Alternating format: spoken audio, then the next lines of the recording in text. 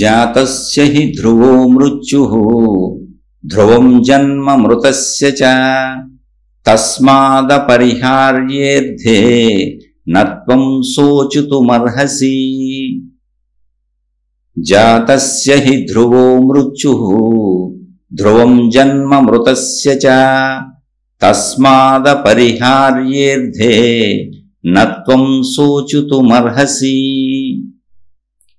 జాతస్య పుట్టినవానికి, మృత్యుః చావు, ధ్రువో హి నిశ్చయము కదా, తప్పదు కదా, మృతస్య చనిపోయిన వానికి, జన్మచ తిరిగి పుట్టుటయు, ధ్రువం నిశ్చయము తప్పనిది.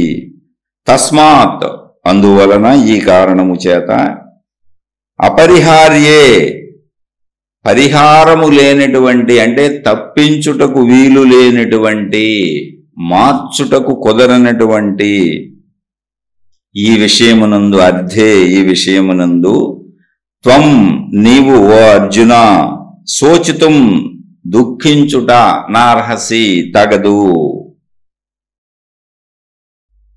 ఇప్పుడు మొత్తం కూడా కృష్ణ భగవానుడు సామాన్యమైనటువంటి మన దేహభావనలో మాట్లాడుతున్నారు. ఎందుకని? ఆత్మజ్ఞాన భావన ఆ స్థితిని పొందితే తప్ప తెలీదు. అందుకని ఆత్మజ్ఞాన స్థితిని చెబుతూ వస్తున్నారు.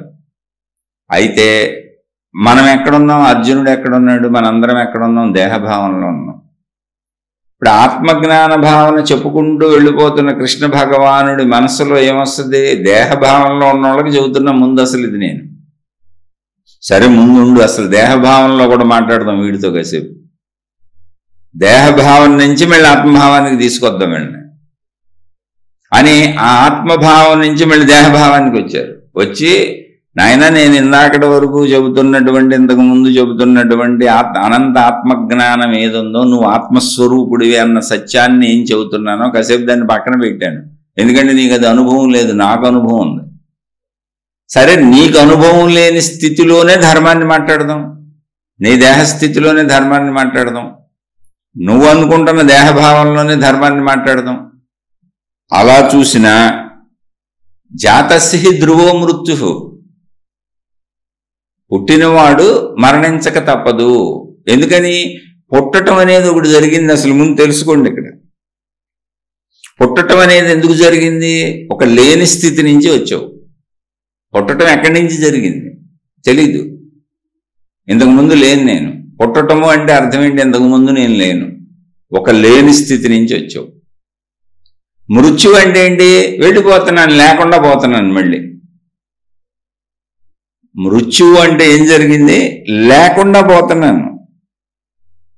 జాగ్రత్తగా గమనించండి. అసలు ఆత్మజ్ఞానం చెప్పట్లా. పోనీ నువ్వు ఉన్న దేహస్థితి, నువ్వు దేహం అని ఏది భావించుకుంటున్నావో, ఏ దేహం కోసం నువ్వు ఏడుస్తున్నావో, ఆ ఏడుపు ఎందుకు ఏడవకూడదో ఆ దేహ సత్యమే చెబుతున్నా. జాతస్య పుట్టావు, బాగానే ఉంది, పుట్టావు, ఉన్నావు, దేహం నిజమే, నీకు ఆకలి దప్పులు ఉన్నాయి, కోరికలు ఉన్నాయి, పంచేంద్రియాలు ఉన్నాయి, ఆ పంచేంద్రియ కోరికలు తీర్చుకోవాలి, అన్నీ నిజమేనయ్యా. నేను అసలు ఒక్కడు కూడా కాదంటలా, నువ్వు చెప్పేదంతా కూడా నిజమే. కానీ నువ్వు ఆలోచించవలసిన విషయం ఒకటి ఉంది. నువ్వు పుట్టావయ్యా, వచ్చావు. రాకముందు ఎక్కడున్నావు తెలీదు. అంటే ఇంతకుముందు లేవు. నువ్వు ఎక్కడి నుంచి వచ్చావు అంటే నువ్వు లేని స్థితి నుంచి వచ్చావు. నువ్వు లేవు. మరణం వచ్చింది అంటే ఇప్పుడు ఈ పుట్టి కొంతకాలం ఉన్నావు ఇక్కడ, కొంతకాలం ఉన్నావు. ఆ ఉన్నప్పుడు ఏమనుకుంటున్నావు? ఈ శరీరం నేను, ఈ శరీరమే నాది. ఓకే, రైటే, తప్పేం లేదు. ఈ శరీర కోరికలు నావి, తప్పు లేదు. ఈ శరీర సంపదలు నావి, తప్పు లేదు. ఈ శరీరంతో ప్రయత్నించుకుంటాను సుఖభోగాలకి, తప్పు లేదు. అస్సలే తప్పు లేదు. నువ్వు చెప్తున్న దేంట్లోనూ తప్పు లేదు, నేను అంగీకరిస్తున్నా. ఇప్పుడేంటి చెప్పు? ఎందుకు ఏడుస్తున్నావు? మృత్యు వస్తుంది కదండి, మృత్యు వస్తుందని ఏడుస్తున్నా. మృత్యు అంటే ఏంటి? నేను ఉండను కదండి, వెళ్ళిపోతాను కదా. ఎందుకు ఏడుస్తున్నావు? ఏడవటం ఎందుకు? మరి నేను ఉండను కదండి, వెళ్ళిపోతాను కదండి. అసలు నువ్వు వచ్చింది లేని స్థితి నుంచే కదా, ఇంతకుముందు లేవుగా. నువ్వు శాశ్వతముగా ఎప్పటి నుంచో ఉన్నవాడివి కాదు కదయ్యా. ఇప్పుడు నువ్వు మళ్ళీ వెళ్ళిపోతున్నానని ఏడవడానికి నువ్వు లేని స్థితి నుంచి వచ్చావు, ఏమీ లేని స్థితి నుంచి వచ్చావు. నువ్వు ఇంతకుముందు లేవు, కొంతకాలం ఇక్కడ ఉన్నావు, మళ్ళీ లేకుండా పోతున్నావు. ఇప్పుడు దానికి ఎందుకు ఏడుస్తావు? నువ్వు ఇంతకుముందు లేవుగా, అసలు ఆలోచించుడు ఒకసారి. లేని స్థితి నుంచి వచ్చావు, లేని స్థితికి వెళ్ళిపోతున్నావు. పోనీ వెళ్ళిపోతున్నానని నువ్వు అనుకుంటున్నావా? ఇక్కడ మళ్ళీ నీకు తెలియని ఇంకో సత్యం ఉంది, నువ్వు గ్రహించలేకపోతున్నావు. జాతస్య ధ్రువో మృత్యు, పుట్టిన వారికి మరణము తప్పదు. ఓకే. ధ్రువం జన్మ మృతస్య చ, మళ్ళీ నువ్వు మర్చిపోతున్నావు. ఇప్పుడు నేను వెళ్ళిపోతున్నానండి, లేకుండా పోతున్నానండి, ఈ శరీరం పోతుందండి అని అంటున్నావు, కానీ దీని తర్వాత ఇంకోటి ఉందయా? అది నీకు తెలియకపోవచ్చు, లేదా నువ్వు విన్న అనుభవం ఉండకపోవచ్చు, కానీ సత్యం అది. ఆ సత్యం చెబుతున్నా నేను. ధ్రువం జన్మ మృతస్య చ, చనిపోయి మృతస్య చ, చనిపోయిన వారు. ఏంటి చనిపోయింది? శరీరం. చనిపోయిన వారు తిరిగి జన్మించక తప్పదు. పుట్టినవారు చనిపోక తప్పదు, చనిపోయిన వారు తిరిగి జన్మించక తప్పదు. ఏ విషయం తెలుసా నీకు? మరి నేను లేకుండా పోతానంటే మళ్ళీ నువ్వు ఇంకొక శరీరం తీసుకొని వస్తావు. శరీరం పాడైపోయింది, జస్ట్ నువ్వు డ్రెస్ మారుస్తున్నావు అంతే. శరీరం శిథిలమైపోయిందయా, వృద్ధాప్యం వచ్చేసిందయా, శరీరం పనికి రాకుండా పోయిందయా, రోగగ్రస్తం అయిపోయిందయా. ఆ శరీరాన్ని వదిలేసి కొత్త శరీరాన్ని తీసుకొని మళ్ళీ ఫ్రెష్గా ఇక్కడ అన్ని అనుభవించడానికి వస్తున్నావా? అది నీకు మంచిదేగా? పాడైపోయిన ఈ శరీరంతో ఏం బతుకుతావు? ఆల్రెడీ అయిపోయింది ఈ శరీరం, వాడేసావు, అరిగిపోయింది, తరిగిపోయింది. ఇప్పుడు నువ్వు దీన్ని ఉంచుకున్నా కూడా ఈ దుఃఖాలతో, బాధలతో, కష్టాలతో, ఇబ్బందులతో, మానసిక శారీరక సమస్యలతో, వృద్ధాప్యం అంతా పిక్కుంటా జబ్బులతో బతకాల్సిందే. అది ఫ్రెష్ కొత్త శరీరం ఇస్తుంది. సృష్టి నీకు మేలే చేస్తుంది. సృష్టి నీకు హాని చేయట్లే. అప్పుడు కూడా నువ్వు ఏడవక్కర్లా చచ్చిపోతున్నాను, ఎందుకంటే ఫ్రెష్ శరీరం వస్తుంది. మళ్ళీ కొత్త శరీరంతో కొత్తగా బతుకుతావు. మళ్ళీ యవ్వనం వస్తుంది, మళ్ళీ బాల్య కౌమార యవ్వనాలు వస్తాయి. వార్ధక్యం అనేది సృష్టి పెట్టింది, ఎందుకని శరీర శిథిలత ఉంది కాబట్టి నువ్వు మళ్ళీ ఫ్రెష్గా పుడతావు. దానికి ఎందుకు ఏడుస్తున్నావు? ఇది తస్మాత్ అపరిహారాద్యే. ఇక్కడ తెలుసుకోవాలి. అపరిహార్యే అంటే తప్పింప శక్యము కానటువంటి, అంటే మార్చుటకు వీలు లేనటువంటి సృష్టి నియమం ఇది. ఏంటిది? తస్మాత్. ఏంటి ఆ తస్మాత్? ఆ కారణం. ఏ కారణము? జాతస్య, పుట్టినవాడు మరణించక తప్పదు, మృతస్య, మరణించిన వాడు పుట్టక తప్పదు అనేటువంటి సృష్టి నియమము అనేటువంటి కారణము చేత అది మార్చటానికి వీలు లేని సృష్టి నియమము, సృష్టి ధర్మము. అది సృష్టిలో ఉండి ఉండటం చేత అది మార్చటం కుదరదు మనకి. అందువలన ఆ కారణము చేత అర్థే, ఈ విషయముందు, అంటే మార్చటానికి వీలు లేని సృష్టి నియమమైన ఈ విషయమందు నువ్వెందుకు ఏడుస్తున్నావు? నువ్వేం చేయగలవు ఏడితే? అది సృష్టి నియమమయ్యా, సృష్టి రూల్ అది. ఎవరైనా అంతే. అలాని పోని నువ్వు ఏడుస్తున్నానంటావా? మళ్ళీ పుడతావు. పనికిరాని శరీరం పాడైపోవడమే మంచిది కదయ్యా. పాడైపోయిన శరీరంతో ఎందుకు ఉంటాం? ఇక్కడ కొత్త శరీరం తీసుకొస్తావు, మళ్ళీ హాయిగా బతుకుతావు. ఈ జబ్బులతో, రోగాలతో, ఈ వృద్ధాప్యంలో, బాధలతో, కష్టాలతో ఎందుకు? అది పాడైపోయింది శరీరం. అందుకనే శరీరం పాడైనాక సృష్టి కొత్త శరీరం ఇవ్వటం కోసం ఆ పాత శరీరాన్ని తీసేస్తుంది. మళ్ళీ నీకు కొత్త శరీరం ఇచ్చి నీకు మేలే చేస్తుంది. సృష్టి నిన్ను హాయిగా బతకమంటుంది. ఒకవేళ నువ్వు శరీరమే నిజం అనుకొని ఆత్మజ్ఞానాన్ని అర్థం చేసుకోలేక ఆత్మజ్ఞానాన్ని కాసేపు పక్కన పెట్టి నీ స్థితిలోకి వచ్చి మాట్లాడినా కూడా నీకు మేలే జరుగుతుంది. సృష్టి నీకు మేలే చేస్తుంది. సృష్టి నీకేమీ అన్యాయం చేయట్లా. కానీ నువ్వు ఆ దేహభావంలో ఉండిపోయి ఆ వృద్ధాప్యంలో ఆ కష్టాలు, ఆ బాధలు, ఆ కన్నీళ్లు అరక్కపోయినా, కనపడకపోయినా, వెనకపడకపోయినా, నానా బాధలు పడతాయినా ఉండాలనుకుంటున్నావు. కానీ ఓ మానవా, ఇన్ని బాధలతో ఈ శరీరం పోతే కొత్త శరీరం వస్తుందిలే, హాయిగా బతకొచ్చు అని నువ్వు అనుకోవట్లే. కానీ అదే అనుకో, ఎందుకంటే నీకు మేలు కోసమే సృష్టి చేస్తుంది. సృష్టి అసలు ఎప్పుడు ఎవరికి హాని చేయదు. ఎందుకని? సృష్టి శక్తి, నీ శక్తి, అన్ని శక్తి ఒకటే. అది కాకపోతే నువ్వు భిన్నత్వంలో ఉన్నావు. అందుకని మార్చటానికి వీలు లేని సృష్టి నియమమైనటువంటి ఈ విధానంలో నువ్వు ఏడ్చినా ఉపయోగం లేదు. అసలు ఏడవటం అనేది అనవసరం. ఇది ఒక సృష్టి ధర్మం. మానవులకు మేలే జరుగుతుంది. వృద్ధాప్యంలో శరీరం పాడైపోయి శిథిలమైపోయినాక ఇంకా దాన్ని ఉంచుకొని నువ్వు ఎన్ని బాధలు పడతావు? మళ్ళీ ఫ్రెష్ జీవితం మొదలుపెట్టు. పాడైపోయిన బట్టలను వదిలేసి కొత్త బట్టలు వేసి తిరగట్లా. పాత బట్టలు ఉతకడానికి వేసేసి ఫ్రెష్గా ఉతికిన బట్టలు వేసుకు తిరగట్లా, ఆ మురికి బట్టలతో తిరగవు కదా. అలాగే చిరిగిపోతే కొత్త కుట్టించుకోవట్లా. అలాగే శరీరం పాడైపోయింది, శిథిలమైపోయింది. అప్పుడు కూడా నువ్వు ఏడవాల్సిన పని లేదు. కానీ ఏడ్చే వాళ్ళ మనస్తత్వం ఎలా ఉంటుందో తెలుసా? దీనికి ఒక చిన్న కథ చెబుతాను మీకు. అంటే ఈ ఒక్క శరీరం విషయమే కాదు, ఏడుపు కొట్టు మనస్తత్వం ఉన్నోడు అన్నిటికీ ఏడుస్తూనే ఉంటాడు. పక్కింటోడు బాగుంటే కూడా ఏడుస్తాడు. ఏం చేయాలి ఇప్పుడు? పక్కింటోడు బాగున్నాడని ఏడుస్తాడండి, ఆయన ఏం చేయాలి? ఎదురింటోళ్ళు బాగున్నారని ఏడుస్తారండి. ఈర్ష్యులు, అసూయులు, ద్వేషాలు అయ్యే కదండి మనుషులు బాగున్నారు. అన్నదమ్ములు, అక్క చెల్లెళ్ళు, సొంత భార్యాభర్తలు, తండ్రి కొడుకుల మధ్యలో కూడా ఉన్నాయి. అమ్మో నాకంటే వాళ్ళు బాగున్నారు, నాకంటే ఎక్కువ పేరు వచ్చేస్తుందని నేను భరించలేను, తట్టుకోలేను, నా వల్ల కాదని. అన్ని సంబంధ బాంధవ్యాల్లోనే మనిషిలో ఉన్న దరిద్రమే ఇది. ఈ దరిద్రాన్ని పోగొట్టేది కేవలం జ్ఞానం మాత్రమే. ఇంకా ఆ దరిద్రంలోంచి నిన్ను సంపూర్ణత్వంలోకి తీసుకెళ్లేది అనంత ఆత్మజ్ఞానం మాత్రమే.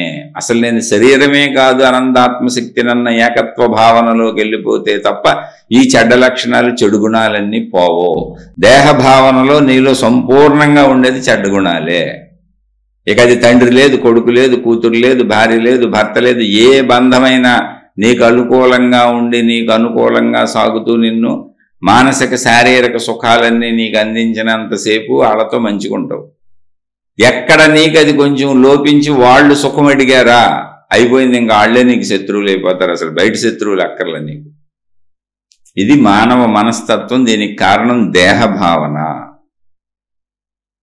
అందుకని చక్కగా ముందు జ్ఞానాన్ని తెలుసుకొని కనీసం జంతువుల్లా కాకుండా మనిషిలా బతికే ప్రయత్నం చేయాలి.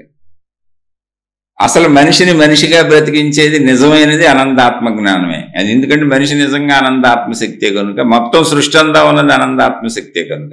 కానీ అయినా కూడా ఒకవేళ నువ్వు అనంతాత్మశక్తి నీకు అర్థం కాకపోయినా, నేను ఎన్ని చెప్పుకుంటూ వస్తున్నా అర్జున మీకు అర్థం కాకపోవచ్చు. మనకు కూడా ఓ మానవులారా, ఓ స్త్రీలారా, పురుషుల్లారా, అమ్మలారా, అక్కలారా, అయ్యలారా, మీకు అర్థం కాకపోవచ్చు ఆత్మజ్ఞానం. అందుకని మీ స్థితికి వచ్చి మాట్లాడుతున్నా. వృద్ధాప్యం వచ్చేసి పనికిరానటువంటి ఆ శరీరాన్ని ఏం చేసుకుంటావు? ఇన్ని బాధలు పడితే అక్కడే కూర్చొని ఏం చేస్తావు? తింటే అరగట్లా, కంటికి కనపడతలా, నడవలేకపోతున్నావు, తిరగలేకపోతున్నావు, అందరి మీద ఆధారపడిపోయావు, చుట్టూ ఉన్న వాళ్ళని బాధ పెడుతున్నావు, నువ్వు బాధపడుతున్నావు.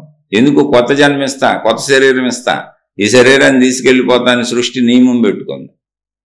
ఎవరి కోసం? మన మేలు కోసమే కొత్త శరీరాలు ఇస్తుంది. అందుకని పుట్టినవాడు చనిపోక తప్పదు. చనిపోతామంటే ఎక్కడికి వెళ్ళటం లేదు, కొత్త శరీరంతో మళ్ళీ పుడతాడు. చనిపోయిన వాడు పుట్టక తప్పదు, ఇది సృష్టి నియమం. ఎప్పటి వరకు? అనంత ఆత్మజ్ఞానం, నేను అనంత ఆత్మశక్తిని అని తెలుసుకునే వరకు. పోనీ దాన్ని వదిలే, తెలుసుకునేది వదిలే, అది నీకు మేలేక చేస్తుంది. పనికిరాని శరీరంతో ఏం చేసుకుంటావు? వృద్ధాప్యంలో నువ్వు సుఖభోగాలు అనుభవించడానికి కూడా కుదరదు కదా. అందుకని కొత్త శరీరం తీసుకో, మళ్ళీ సుఖభోగాలు అనుభవించుకో, హ్యాపీగా బతకమంటుంది సృష్టి. అది సృష్టి నియమమయ్యా. అది మానవుల సుఖం కోసమే పెట్టబడింది. ఈ ఏడుపు గొట్టు మనస్తత్వం ఉన్నోళ్ళు, విపరీతమైనటువంటి సుఖభోగాలు ఉన్నోళ్ళు ఎలా ఉంటారో చిన్న కథ చెబుతా. ఒక ఆయన చిన్నతనం నుంచి ఇప్పుడు ప్రపంచంలో అందరికీ బేసిక్గా ఎవరు ఎక్కడ ఏ ప్రయత్నం చేసినా మనకు కావాల్సింది డబ్బు అండి. ఎందుకంటే డబ్బుతో అన్నీ దొరుకుతాయి. అందుకని అందరూ డబ్బు వెనక పడతారు, ఏదో ఒక రూపంలో, ఏదో ఒక రకంగా. డబ్బు మూలం, ధనం మూలం ఇదం జగత్. ఒక ఆయన పాపం చిన్నతనం నుంచి విపరీతమైన వ్యాపారాలు చేశాడు. కుటుంబం ఉంది, అంతా ఉంది, కష్టపడ్డాడు, చక్కగా పెరిగాడు, పెద్ద అయ్యాడు, వ్యాపారాలు చేశాడు, విపరీతమైనటువంటి వ్యాపార అభివృద్ధి చేశాడు, పెద్ద షాపు నిర్మించాడు, పెద్ద షాపింగ్ మాల్ కట్టేశాడు. ఏంటి, దానికి చాలా టైం పట్టింది, జీవితకాలం పట్టింది. సరే, ఈ మధ్యలో మామూలుగా వివాహాలు, పిల్లలు ఇవన్నీ వస్తానే ఉన్నాయి. వీళ్ళందరి కోసం దాన్ని డెవలప్ చేస్తున్నాడు, కష్టపడుతున్నాడు. పాపం పగలు రాత్రి అనకుండా శ్రమపడి అత్యద్భుతమైనటువంటి కోటీశ్వరుడుగా అయిపోయాడు. పెద్ద షాపింగ్ మాల్, బిజినెస్లు కట్టాడు, అన్నీ బాగున్నాయి. చివరి స్థితికి వచ్చాడు. 80-90 ఏళ్ళు వచ్చేసి వృద్ధాప్యం వచ్చింది, కష్టపడిపోయాడు, అనారోగ్యాలు వచ్చినాయి, హాస్పిటల్లో బెడ్ మీద ఉన్నాడు. ఇంట్లో వాళ్ళు అందరూ తీసుకెళ్లి హాస్పిటల్లో జాయిన్ చేశారు. ఆయనకు 4 కొడుకులు, 4 కోడళ్ళు, ఇక మనవాళ్ళు, మనవరాళ్ళు, అందరూ బ్రహ్మాండంగా ఉన్నారు. ఎందుకంటే బిజినెస్లు కదా, అంతా ఇవన్నీ చూసుకుంటా ఉన్నారు. సరే, హాస్పిటల్లో ఉన్నాడు పెద్ద ఆయన, ఇదంతా చేసింది ఈయనే అని ఆయన మీద మమకారంతో అందరూ అక్కడే కూర్చున్నారు. డాక్టర్ గారు వచ్చారు, ఇంకొక గంటలో పోతాడని చెప్పారు. మీ వాళ్ళు ఉంటే ఎవరన్నా పిలుచుకోండి అన్నారు. వీళ్ళందరూ బోరు నేడుస్తున్నారు. ఆ విషయం ఆయన అన్నాడు, ఆయనకి తెలుసు. సరే ఆయన ఒరే పెద్దోడేడురా అన్నాడు. వీళ్ళు అనుకున్నారు నాన్న చివరి దశ కదా, పాపం మమ్మల్ని చూడాలనిపిస్తుందేమో కొడుకులం కదా అని. నానా నేను ఇక్కడే ఉన్నానంటే పెద్ద కొడుకు పరిగెత్తుకుంటూ వచ్చాడు. వచ్చిన ఆయన మంచం మీద కూర్చొని చేతులు పట్టుకొని బోరుని ఏడుస్తున్నాడు. అంటే వాళ్ళ నాన్న నువ్వు ఇక్కడే ఉన్నావా, సరే అయితే రెండో ఊడు ఏడురా అన్నాడు. ఈ పెద్ద ఆయన లేచిపోయి ఓహో ఆయన చూడాలని ఉందేమో అని రెండో కొడుకు పరిగెత్తుకొచ్చాడు. వచ్చి అక్కడ కూర్చొని వాళ్ళ నాన్న చేతులు పట్టుకొని నానా ఇక్కడే ఉన్నానని బోరుని ఏడుస్తున్నాడు. నువ్వు ఇక్కడే ఉన్నావా నాయన అని మూడో ఊడు ఏడురా అన్నాడు. మూడో ఊడు పాపం అదే భావంతో వచ్చి కూర్చొని వాళ్ళ నాన్న చేతులు పట్టుకొని బోరుని ఏడుస్తున్నాడు. ఓరే నువ్వు కూడా ఇక్కడే ఉన్నావారా, మరి నాలుగో ఊడు ఏడు అన్నాడు. నాలుగో ఊడు నానా ఇక్కడే ఉన్నాను అన్నాడు. నాలుగో ఊడు కూడా నువ్వు కూడా ఇక్కడే ఉన్నావారా అన్నాడు. అవును నాన్న మేమేంటి నాన్న, నీ కోడళ్ళు ఎక్కడే ఉన్నారు, నీ మనవాళ్ళు ఎక్కడే ఉన్నారు, నీ మనవరాళ్ళు ఎక్కడే ఉన్నారు, మొత్తం అందరం ఎక్కడే ఉన్నాం నానా నువ్వే కదా నాన్న మాకు ఆధారం అని పాపం బోరు నేడుస్తున్నారు. వాళ్ళు నిజంగానే ఏడుస్తున్నారు. ఎందుకంటే ఒక బంధం రాలిపోతున్నప్పుడు కొంచెం బాధ కలుగుద్దిగా, అది ఒక సామాన్యమైన సహజ స్థితి, దాన్ని ఆపడం కుదరదుగా. అదే ఇక్కడ కృష్ణ భగవానుడు చెప్పింది, మార్చటకు వీలు లేని సృష్టి నియమం. అయితే బంధం ఎందుకు దూరం అవుతుంది, ఏమి లేదు, ఆయన ముసలితనం వచ్చింది, వృద్ధాప్యం వచ్చింది, 90 ఏళ్ళు బతికేశాడు, జబ్బులు వచ్చేసి శరీరం పనికిరాదు, కొత్త శరీరం ఇస్తుంది సృష్టి మేలే చేస్తుంది, మనకు తెలియదండి. వీళ్ళందరూ ఏడుస్తున్నారు. అందరూ మేము ఇక్కడే ఉన్నామని చెబితే వెంటనే ఆయన ఒరే సన్నాసుల్లారా అందరూ ఇక్కడే కూర్చుంటే ఆ షాపింగ్ మాల్లో ఎవడున్నాడు రా, బోల్డ్ షాపులు పెట్టాం, బోల్డ్ కట్టాం, అక్కడ అదంతా పనివాళ్ళ మీద వదిలేసి వచ్చారా, వాళ్ళు ఏ డబ్బులు ఎవడు తినేస్తున్నాడు ఏంటో అని నేను తిడతా మొదలెట్టాడు. ఏంటి గంటలో చచ్చిపోతాడు. ఎందుకని చిన్నతనం నుంచి ఆ పిచ్చి ఎక్కించుకున్నాడు, డబ్బు పిచ్చి. ఇప్పుడు చచ్చిపోతున్నా కూడా డబ్బు అనే భావంతోనే చచ్చిపోతున్నాడు తప్ప నా వాళ్ళంతా నా దగ్గర ఉన్నారు, నా కొడుకులు నా దగ్గర ఉన్నారు, నా కూతుళ్ళు నా దగ్గర ఉన్నారు, నా మనవళ్ళు మనవరాళ్ళు, నా కోడళ్ళు, నా భార్య అందరూ నా దగ్గర ఉన్నారు, ఆహా నాది ఎంత సంపూర్ణ జీవితం, నేను హాయిగా బతికాను, వీళ్ళందరికీ అన్నీ ఇచ్చాను, మా మధ్య అన్ని ప్రేమలు ఉన్నాయని ఆనందం లేదు. దుకాణం వదిలేసి వచ్చారు, షాపింగ్ మాల్ వదిలేసి వచ్చారు, ఎందుకు ఎంతమంది అక్కడ చావటం, నా దగ్గర ఎవరో ఒకళ్ళో ఇద్దరిని పనులను పెట్టి ఆ డబ్బు చూసుకుంటే సరిపోయేది కదా అనేది ఆయన బాధ. ఇప్పుడు అసలు ఇది కథే కానీ నిజంగా అలా చచ్చిపోతుంటే ఎవరో రారు మనోళ్ళు షాపింగ్ మాల్ వదిలిపెట్టి, అందులో డౌట్ ఏం అక్కర్లా, పనులను పెడతారు అక్కడ, పనులను పెట్టి, ఎందుకంటే అంత డబ్బు ఉంది కాబట్టి ఏదో చూసుకోండి, మా నాన్న పనులను పెట్టి చచ్చిపోతే మాకు ఫోన్ చేయండి, అప్పుడు వస్తాం తగలేసేద్దాం, మళ్ళీ షాపింగ్ మాల్ ఎక్కడ కడతాం, రోజుకు మన ఇన్కమే 4-5 లక్షలు ఉంది, ఇప్పుడు అదంతా పోద్ది, ఇదేమైపోద్ది అని చెప్పి రారాళ్ళు. ఇప్పుడు రారుగా ఎవరు, ఎందుకంటే అదే తండ్రి ఎలా పెంచాడో అలాగే పెరుగుతాం మనం కూడా. ఇది మన దరిద్రం. అంత దరిద్రాన్ని మనసుకెక్కించుకుంటే దుఃఖమే కలుగుద్ది. అది నేను డబ్బు కథ ఊరికనే చెప్పాను, అది ఏదైనా అంతే, భార్య పట్ల, భర్త పట్ల, భోగాల పట్ల, ఆసక్తుల పట్ల, వ్యసనాల పట్ల, వీటిని అంగీకరిస్తూ జీవించు, చక్కగా ఉండు, భార్యాభర్తలు అన్యోన్యంగా ఉండండి, పిల్లల్ని పెంచుకోండి. మనకు ఒక విధానం చెప్పారు, ధర్మ అర్థ కామ మోక్షములు విధానం చెప్పారు. ముందు ధర్మం నేర్చుకో. ఆ ధర్మంలో ఏముంది, ఆధ్యాత్మికత కలిసి సాగింది, అది ధర్మం అంటే. ఆధ్యాత్మికత చిన్నప్పుడే మొదలైపోయింది, సత్యం చెప్పబడుతుంది, అక్కడి నుంచి డబ్బు సంపాదించుకో. అక్కడేముంది, ఆధ్యాత్మికతలో చెప్పబడిన ప్రకారం ధర్మంగా డబ్బు సంపాదించుకో. ఆధ్యాత్మికత వదల్లా, అక్కడ ఉంది, కంటిన్యూ అవుతుంది. తర్వాత కామం, కోరికలు తీర్చుకో. నీ శరీరంలో కోరికలు పెట్టబడి నువ్వు తెచ్చుకుంది కాదు, అది నువ్వు చేసుకుంటుంది కాదు, శరీర నిర్మాణం, అది సృష్టి అలా పెట్టింది. ఆధ్యాత్మికతలో చెప్పబడిన ప్రకారం ధర్మ అర్థ కామ, చెప్పబడిన ప్రకారం ధర్మంతో ప్రవర్తిస్తూ డబ్బు సంపాదించుకుంటూ ధర్మంగా కోరికలు తీర్చుకుంటూ మోక్ష, ధర్మార్థ కామ మోక్ష అలా ప్రయాణిస్తే ఆధ్యాత్మికత చిన్నప్పటి నుంచి మొత్తంలో ఉంది, కంటిన్యూ అవుతుంది, నువ్వు వదల్లా, అదే నిన్ను మోక్షానికి తీసుకెళ్ళిపోద్ది. ఎందుకని చివరి దశకు వచ్చి వృద్ధాప్యానికి వచ్చేటప్పటికి అన్నీ వదిలేసి మోక్షానికి నువ్వే ఇంకా అంత పిల్లలకి అప్పచెప్పేసి చక్కగా మోక్షానికి నువ్వే ప్రయత్నించుకుంటావు. ఈ శరీరం నేను కాదు, ఇంక ఇది కాదని ఆ జ్ఞానం చిన్నప్పటి నుంచి ఉందని నువ్వే తెలుసుకొని వెళ్ళిపోతావు. అప్పుడు ఎందుకు వృద్ధాప్యంలోనే ఎందుకు వెళ్ళాలి, ముందే వెళ్ళిపోవచ్చు కానీ నీకు అనుమానం మన అందరికీ రావచ్చు. ఆ ప్రశ్న పుట్టాలి, ఆ ప్రశ్న అడగాలి మనం.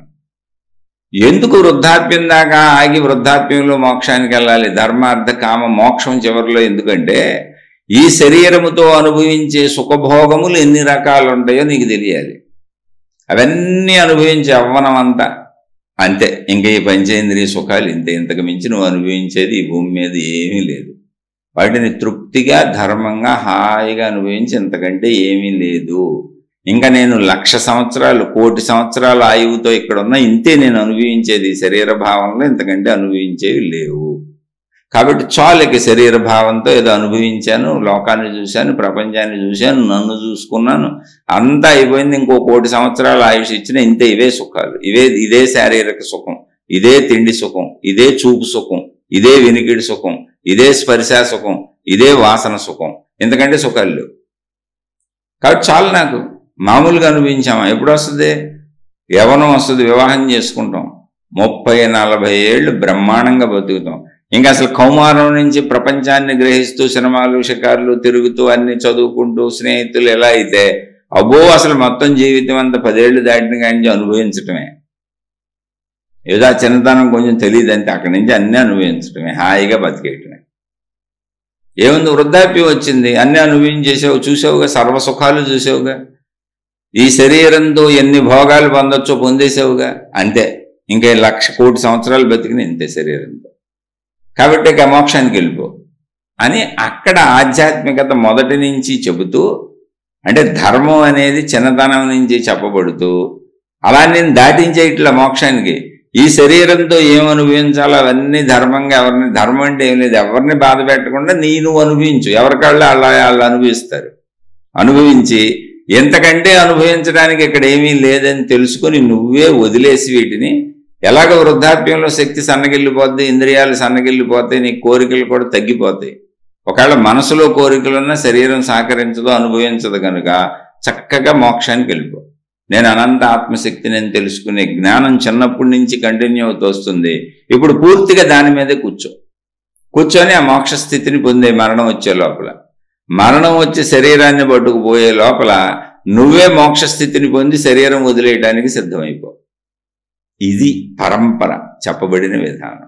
అది నీకు మేలేగా, ఇందులో నష్టమే ఉంది, నీకు జరుగుతున్నంత మేలేగా. అలా మోక్షాన్ని పొందాలి. అప్పుడేమవుద్ది? అలా మోక్షానికి వెళ్ళినప్పుడు ఇంకేమన్నా మిగిలిపోయినాయేమో, నేనేమన్నా పొందలేదేమో, ఇంకేమన్నా సుఖాలు నాకు తెలియదేమో, ఇంకేమన్నా భోగాలు నాకు తెలియదేమో, ఇదేం ఉండదు. ఇక అంతే, అయ్యే సుఖభోగాలు శరీరంతో ఎన్నున్నా. ఎన్ని సంవత్సరాలు బతికినా, 1,00,000 సంవత్సరాలు బతికినా అదే పంచేంద్రియాలు, అయ్యే పంచేంద్రియ సుఖాలు. అంతకు మించి ఇంకేం లేదు నీకు. అవన్నీ నువ్వు తక్కువ కాదు, 40-50 ఏళ్ళు అనుభవిస్తావు. అనుభవించినా ఇంక చాలు, వదిలేసి నువ్వే వెళ్ళిపోమంటున్నారు. అవే సుఖాలు తిరిగి తిరిగి అనుభవించాను నీకు తెలుసుగా. 40-50 ఏళ్ళు నువ్వు అనుభవించింది కూడా అవేగా, తిరిగి తిరిగి తిరిగి తిరిగి అవే అనిపించావు అంతే. ఆ పంచేంద్రియ సుఖాలే.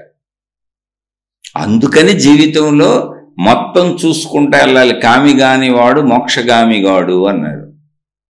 కాబట్టి అప్పుడు కూడా నువ్వు ఏడవలసిన పని ఏం లేదు. జాతస్య హి ధ్రువో మృత్యు, పుట్టినవాడు వృద్ధాప్యం వచ్చి మరణించక తప్పదు. మరణించిన వాడు తిరిగి కొత్త జన్మ తీసుకుంటాడు, మళ్ళీ వస్తాడు. అప్పుడు బాధపడక తప్పదు, అప్పుడు పుట్టక తప్పదు. నువ్వు దుఃఖించాల్సిన పని లేదు, బాధపడాల్సిన పని లేదు. ఇది సృష్టి నియమం. ఇలా ఎప్పటి వరకు జరుగుతూ ఉంటుంది? నేను అనంత ఆత్మశక్తిని నువ్వు తెలుసుకొని మోక్షాన్ని పొందే వరకు జరుగుతూ ఉంటుంది. నీకు మోక్ష విధానం అంతా చిన్నప్పటి నుంచి చెప్పబడింది ధర్మార్థ కామ మోక్షములు. దీనికి అనుగుణంగా మళ్ళీ ధర్మార్థ కామ మోక్షములకు అనుగుణంగా మళ్ళీ చెప్పబడింది ఏంటది? బ్రహ్మచర్యాశ్రమము అంటే ధర్మము. ధర్మం నేర్చుకుంటున్నప్పుడు బ్రహ్మచర్యాశ్రమము అన్నారంటే చిన్నతనం. తర్వాత బ్రహ్మచర్యాశ్రమం తర్వాత గృహస్థాశ్రమము అంటే అర్థము, డబ్బు సంపాదించుకోవడానికి వెళ్తావు, అక్కడ పెళ్లి చేసుకొని గృహస్థు అయిపోతావు. తర్వాత గృహస్థు అయినాక అక్కడ ఏమైంది? ధర్మార్థ కామాలు కూడా వచ్చేసినాయి. అక్కడ అర్ధకామాలు తీర్చుకుంటూ సాగుతావు. అర్ధకామాలు 2 వచ్చేసినాయి గృహస్థాశ్రమంలో. అంటే డబ్బు సంపాదన వచ్చినాకే పెళ్లి చేసుకోమన్నారు, కామం తీర్చుకోమన్నారు. కామం తీర్చుకుంటాను కానీ డబ్బు లేదంటే ఎలా బతుకుతావు? వాళ్ళని పీడిస్తా బతుకుతావు. అందుకని ధర్మ విధానం చెప్పారు, జీవన విధానం. అక్కడ అర్ధకామాలు 2 వచ్చేసినాయి. తర్వాత వానప్రస్థాశ్రమం అంటే నీకు పిల్లలు పుట్టి నువ్వు ఆ పిల్లల్ని పెంచి పెద్ద చేసి వాళ్ళకి వివాహం చేసి నీ పిల్లలకి పిల్లలు పుడితే ఇక నువ్వు వాళ్ళ జోలికి వెళ్ళొద్దు, వాళ్ళని పెంచుకుంటారు. వాళ్ళని పెంచుకొని వాళ్ళకి కూడా జ్ఞానం రావాలి. కాబట్టి నీకు జ్ఞానం వచ్చేసింది, ఎంతకంటే ఇంక చేసేది ఏమి లేదు. కాబట్టి నువ్వు పక్కకు వచ్చి వానప్రస్థాశ్రమం, నీ భార్య నువ్వు కలిసి బతకండి అన్నారండి. ఒకళ్ళు కాదు, పక్కకి వెళ్ళక్కర్ల, కుటుంబంలోనే ఉంటావు, వాళ్ళ విషయాలు కల్పించుకోబాక, వాళ్ళ గొడవ వాళ్ళు పడినా ఇంక వదిలేసే, మానసికంగా వదిలేసే, శారీరకంగా అక్కడ ఉండు. ఎందుకని? వాళ్ళ జీవితం వాళ్ళు గడపకపోతే వాళ్ళకి అనుభవాలు ఎట్టొస్తాయి? వాళ్ళ పిల్లలను వాళ్ళు పెంచుకుని వాళ్ళ అనుభవాలు పొందాలిగా. మళ్ళీ నీ అనుభవాలు నువ్వు పొందేసావు, ఎంతకంటే ఇంకేం లేదు. ఇంతే మానవ జీవితం, అయిపోయింది. వాళ్ళ అనుభవాలు వాళ్ళని పొందని, నీ అనుభవాలు నువ్వు పొందేసావు. ఇప్పుడు భార్యాభర్త అలా వానప్రస్థాశ్రమం అంటే ఏంటి? ఇంకేం చేయొద్దు, ప్రశాంతంగా కూర్చో, నీ బాధ్యతలు అయిపోయింది, ఆయువు ఉందిగా కూర్చో. వానప్రస్థాశ్రమంలో హాయిగా మీ ఇద్దరు ఆధ్యాత్మిక ఆత్మజ్ఞాన సంబంధిత విషయాలు చిన్నప్పటి నుంచి వస్తున్నాయి, ధర్మార్థ కామ మోక్షాలుగా, అక్కడ సాధన చేసుకోండి. భార్యాభర్త ఉన్నారు కాబట్టి అన్యోన్యంగా హాయిగా ఉండండి, ప్రేమగా ఉండండి, కబుర్లు చెప్పుకోండి, మీ ఇష్టం, మీకు ఎలా ఉండాలనిపిస్తే అలా ఉండండి. ధర్మంగా మీరు ఎలా ఉన్నా తప్పు లేదు, ఇతరులకు హాని చేయకుండా ఉంటే చాలు. అక్కడి నుంచి ఏం చెప్పారు? వానప్రస్థాశ్రమం నుంచి ఇద్దరిలో ఒకళ్ళు ముందు ఎవరో ఒకళ్ళు చనిపోతారు. ఎందుకంటే అది వానప్రస్థాశ్రమం అనేది వృద్ధాప్యానికి వచ్చేస్తుంది, వయసు అయిపోతుంది, కొంచెం తరిగిపోతా వస్తుంది. ఇద్దరిలో ఎవరో ఒకళ్ళు చనిపోయినాక సన్యాసాశ్రమం. ఇంకా నువ్వెవరితో? ఇంకా సన్యాసం అంటే ఏంటి? సమస్తము వదిలివేయబడి నీ భార్యాభర్త కూడా వెళ్ళిపోయారు, మిగిలిన నువ్వే వదిలేసావు పిల్లల్ని, అందరినీ. ఇప్పుడు నువ్వు సన్యాసాశ్రమం, భార్యవైనా భర్తవైనా, భర్త చనిపోతే భార్య మిగులుద్ది, భార్య చనిపోతే భర్త మిగులుతాడు. ఉండు, పిల్లలతోనే ఉండు, లేదా ఎంత పెడితే తిను, కానీ ఎవరి విషయాల్లో కల్పించుకోకు. మానసిక బాంధాలు, మానసికమైనటువంటి అనుబంధాలు ఏర్పాటు చేసుకోక, ఈ దుఃఖాన్ని కలిగిస్తాయి. ఎందుకని? ఎంతకంటే జీవితం ఏమి లేదు, అనుభవించేసావు, అయిపోయింది, మోక్షానికి వెళ్ళిపోవు. వానప్రస్థాశ్రమంలో మోక్ష సాధనే జరుగుతుంది, సన్యాసాశ్రమంలో సంపూర్ణ మోక్ష సాధన. అంటే ఇంకెవరితో ఏ బంధం లేదు. సన్యాసం అంటే సమస్తము, న్యాసం అంటే వదిలివేయటం. అంటే ఏమైంది? బాల్య, కౌమార, యవ్వన, వార్ధక్య దశలకు వచ్చేటప్పటికి బ్రహ్మచర్య, మనం మామూలుగా బ్రహ్మచర్య, గృహస్థ, వానప్రస్థ, సన్యాసాశ్రమాలు, బాల్య, కౌమార, యవ్వన, వార్ధక్య దశలు, ధర్మ, అర్థ, కామ, మోక్షములు, ఈ 4 అన్నీ ఒకే సిరీస్లో ఉంటాయి. ఇలా ఆధ్యాత్మికతనే, మంచిని, జ్ఞానాన్ని కలుపుకుంటూ జీవితాన్ని నడుపుకుంటూ వచ్చేటప్పటికి, చివరి దశకు వచ్చేటప్పటికి నీ అంతట నువ్వే మోక్షాన్ని పొందుతావు. ఎందుకంటే శరీరంతో అనుభవించేవన్నీ అయిపోతాయి, ఇంతే ఈ శరీరం అనేది తెలుస్తుంది నీకు. ప్రాపంచిక సుఖాలు ఎందుకంటే ఎక్కువ ఉండవు, 1,000,000 సంవత్సరాలు ఆయువు వచ్చినా ఇంతే అని తెలుస్తుంది. ఆ జ్ఞానం చిన్నప్పటి నుంచి వస్తున్నప్పుడు బుద్ధి పరిపక్వత ఉంటుంది. ఈ జ్ఞానం లేకుండా జీవించుకుంటూ వెళ్ళిపోయిన వాళ్ళకి ఎంత సంపాదించినా ఇంకా సరిపోలేదు, ఎంత తిన్నా సరిపోలేదు, ఎంత విన్నా సరిపోదు. సంపాదిస్తాడు, లక్షల కోట్లు సంపాదించాడు, ఏం చేస్తాడు? వదిలిపెట్టి వెళ్ళిపోతాడు. కానీ పాప ఆ విచక్షణ జ్ఞానం ఉండదు. ఏం చేయాలి? జాలిపడాలి వాళ్ళని చూసి. అలాగే సుఖభోగాలు అనుభవిస్తాడు. ఎన్ని సుఖభోగాలు అనుభవించినా ఇంక శరీరంగా ఇప్పుడు అనుభవించే సుఖానికి అనుభవించే స్థితి కూడా పోయిందిగా.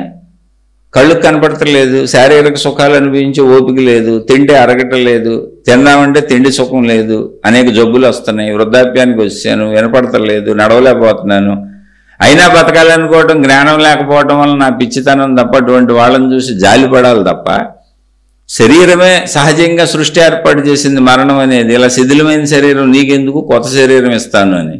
నిజంగా ఆలోచించండి. ఈ జ్ఞానం చిన్నప్పటి నుంచి ఉన్నవాళ్ళు అసలు వాళ్ళంతటా వాళ్లే శరీరాన్ని వదిలేస్తారు. ఎందుకు? పనికిరాని దశకు వచ్చేసాను నేను అని తెలుస్తుంది. పనికిరాని వస్తువులు ఉంచుకుంటామా మన ఇప్పుడు మన ఇంట్లో? పాడైపోయిన వస్తువులు ఏం చేసుకుంటాం? వాడుకుంటాం, వాడకం అయిపోయి పాడైపోయింది బయట పారేస్తాం. వాడకం అయిపోయింది ఏదైనా ఏం చేస్తాం? ఇంట్లో పనికిరాదు ఇంకా బయట పారేస్తాం. అప్పుడు మనమే చిన్నతనం నుంచి ఈ జ్ఞానము, ఆత్మజ్ఞానము, ఈ దైవీ జ్ఞానము, ఈ సృష్టి జ్ఞానము, ఈ తత్వము, ఈ దేహ జ్ఞానము, మనోజ్ఞానము, మొత్తం జ్ఞానము ఏదైనా కానీ, మన శరీరపరమైంది కానీ, మానసికపరమైంది కానీ, బుద్ధిపరమైంది కానీ, ప్రాణశక్తిపరమైంది కానీ, ఆత్మపరమైంది కానీ, సృష్టిపరమైంది కానీ, విశ్వపరమైంది కానీ, మొత్తం ఈ జ్ఞానంతో పెరుగుతూ వస్తే ఇంకా నేను ఉండి చేసేది ఏముంది, అన్నీ చూసేసాను కదా, ఎందుకంటే ఎక్కువేమి ఉండవు కదా అనేటువంటి భావన కలుగుతుంది. అందుకని ఎక్కడికక్కడ అన్ని వదులుకుంటూ వస్తాడు. ఇప్పుడు పిల్లలు వచ్చారు, బాధ్యత పెంచాలి, పెంచాను, పెళ్లి చేశాను, పెళ్లి చేసినాక నేను ఎందుకు మొగుడు పిల్లల మధ్యలో దూరడు. జ్ఞానం కలిగిన వాళ్ళు దూరరు, తల్లిదండ్రులైనా సరే చక్కగా బతకమంటారు, పక్క నుండి సహాయం చేస్తుంటారు. ఇప్పుడు వాళ్ళకి పిల్లలు పుట్టారు, వీళ్ళు చేయాల్సిన సహాయాలు చేసి మీ పిల్లల్ని మీరు పెంచుకోండి, మీ జీవితం మళ్ళీ మీరు అన్నీ నేర్చుకోండి, మాలాగా మీరు బతకండి, మీరు అన్నీ తెలుసుకోండి, హాయిగా సుఖ సంతోషాలతో వర్ధిల్లని వాళ్ళ విషయాల్లో కల్పించుకోకుండా పక్కన ఉంటారు. ఇది జ్ఞానం. జ్ఞానం లేని వాళ్ళు ఏంటి? ఇంక అందరి విషయాల్లో కల్పించుకుంటారు, అసలు ఆయన సుఖంగా బతకనివ్వరు. పిల్లల్ని సుఖంగా బతకనివ్వరు. చాలామంది తల్లిదండ్రులు పిల్లలు మాకు బానిసలు, మేము చెప్పినట్టు వినాలి అని 80 ఏళ్ళు 90 ఏళ్ళు వచ్చినా అలాగే ఉన్న తల్లిదండ్రులు నాకు తెలుసు. ఏం లేదు, పిల్లలు వాళ్ళకి బానిసలు, మేము కన్నాం, వాళ్ళు మాకు బానిసలు.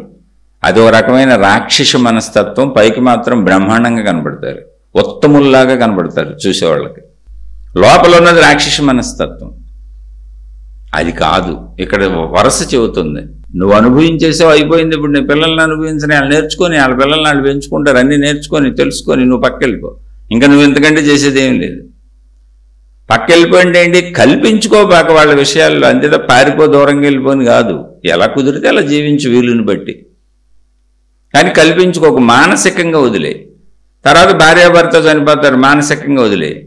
ఇంకా మళ్ళీ పెట్టుకోబాక. ఈ ఒప్పుకోదాన్ని, భార్యాభర్త చనిపోవడం బాధగానే ఉంటుంది, అందులో అనుమానం ఏం లేదు, కానీ అది అనివార్యం. శరీరం పాడైపోయిందిగా, భార్య శరీరం పాడైపోయింది.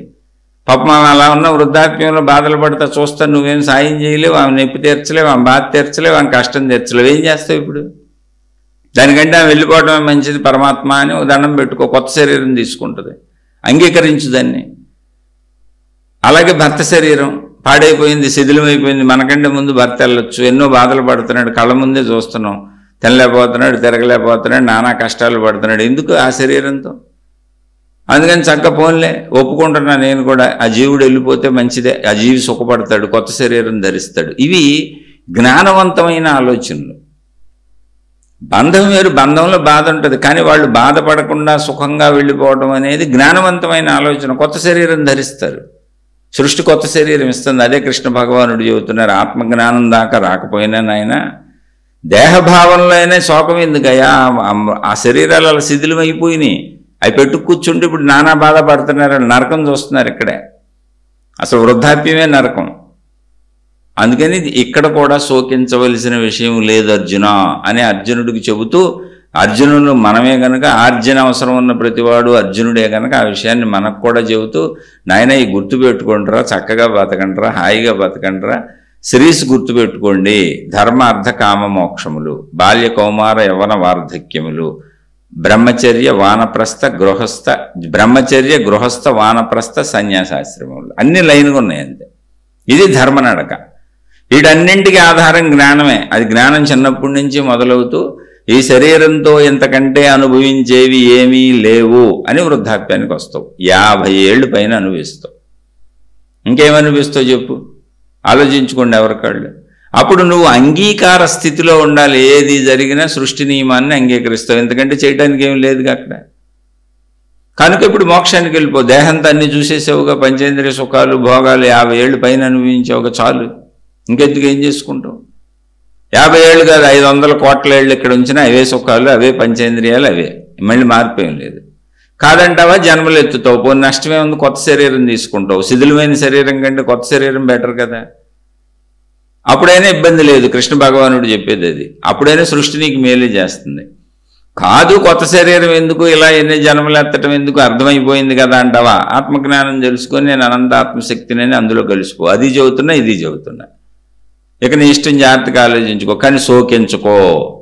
దుఃఖం వద్దు, దుఃఖం ఉండకూడదు. ఎందుకంటే సత్యం అర్థమైన వాడికి దుఃఖం రాదు. అది శరీరపరమైన దేహ సత్యమైన, అనంత ఆత్మసత్యమైన. అందుకని శోకించకు. శుభమస్తు. మీకు మీ కుటుంబ సభ్యులకు మేలు చేకూరుగాక. మరొక కొత్త శ్లోకంతో కలుసుకుందాం. నేను చెబుతున్నవి కేవలం నా సొంత విశ్లేషణలు.